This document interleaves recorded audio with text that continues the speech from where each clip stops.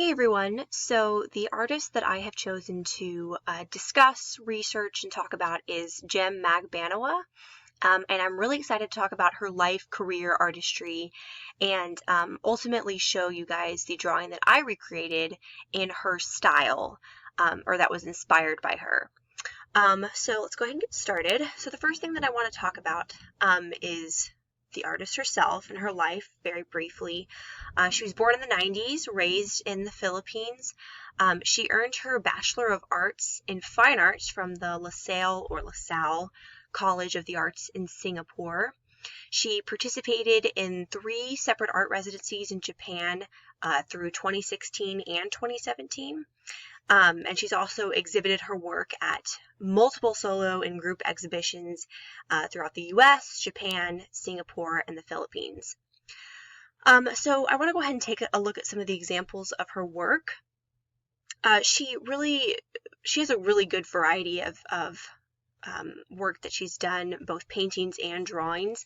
I was initially drawn to it because I liked the simplicity of the drawings, the kind of minimalist feel almost, the simplicity of it, even though they're not simple drawings in and of themselves, they're very detailed and very beautiful, but they're not overly complex or distracting.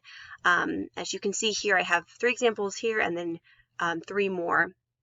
And I really liked just the variety of media that you see, whether it was drawing or painting. She just used a lot of different techniques, and here's 3 more examples. Different techniques that kind of evoke a really cool emotion and vibe, if you will, that I was really drawn to originally. The way that I would describe these, I already said, they're very simple, like simplicity, I guess, and minimal, but not overwhelming. They're very calming, and they evoke a sense of peace and serenity almost, which is something that I really like. And I also liked the inclusion of a chair here. I only have a couple of examples, this one in the middle here and this one in the middle on this slide. There are more though if you want to look them up. But I liked that in an interview that I read with Magbanawa, she talked about how the empty chair brings a level of emotion and humanity to her art, which I thought was really interesting because even though there are no actual people in her art, or at least in these examples that I've brought up, the addition of a chair kind of evokes that sense of emotion and that it's an element of humanity that may not otherwise be present. And so I thought that was really cool. And I loved the graphite drawings, this one here on the far right, these 2 on the far left and far right, and then these 2 here at the end. I just thought they were really, really calm, simple, beautiful, very traditional drawings that I really appreciated. So I really want to move on real fast and talk about the materials that she uses. She typically works with mixed media, mostly graphite, ink, and watercolor. And again, in that interview that I referenced earlier, there was a quote that I thought just talked about this perfectly, where she says that the raw handmade quality of these mediums allow the beauty of imperfection to seep into the work, which mimics the flawed nature of memories and reality. And I thought that perfectly described what I was trying to say, and the fact that it was from the artist herself, of course, is perfect. Just so to go back really quickly and look at these examples here, you do see a really raw, handmade look that I love through all of these, but especially these pencil drawings, especially this first one here on the far right. It really does kind of capture you as the onlooker, I guess, and really evokes a sense of just originality and uniqueness and memory, which is what she said. And so I thought that was really interesting.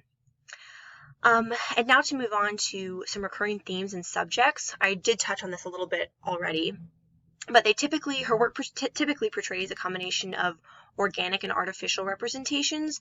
So like scenes in nature, potted plants, landscapes are also really prevalent, but also these inanimate objects that I talked about, chairs, houses, this little cottage in that first picture, power lines, things like that. It's just a really interesting mixture, and I liked how those two things kind of play off each other and complement each other. And so, like I already said, the art evokes a real sense of calm and quiet and is highly introspective, which I really liked. And then going back to what I talked about with those empty chairs, in that same interview, she said that she includes these because even inanimate objects carry some form of character, emotion, and sentiment. And I really liked that perspective, and I like how she brings that character and emotion and that human element, I guess, to these pictures, even though there are no actual humans in them. And then finally, here is the drawing that I created that was inspired by Magbanua.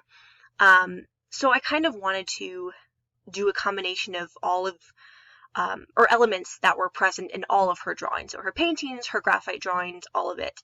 I knew I wanted to include a landscape, and here's my video, if I can get it to play, of me working on it. It's a little shaky, I apologize. I knew I wanted to include a landscape because that was something that was super prevalent in a lot of her work. And I tried to mimic her very short, detailed strokes of the pencil that really give you the look of the terrain, the detail, the texture that I really liked. I also included some other organic renderings here, as you can see, because I noticed those were pretty common in her work as well. And then finally, I added these kind of geometric shapes and representations, I guess, because I saw that was also pretty common in some of her work, especially in her more natural ones where, plants or landscapes or just scenes in nature. I noticed that she included those, and I really liked the juxtaposition of the kind of modern abstract forms along with the super organic, natural representations as well. And I thought that was really beautiful. So that's the end of my presentation. I hope you enjoyed learning about Magbanua. I loved researching her, and I loved being able to draw something that I might not have otherwise drawn. So hope you enjoyed.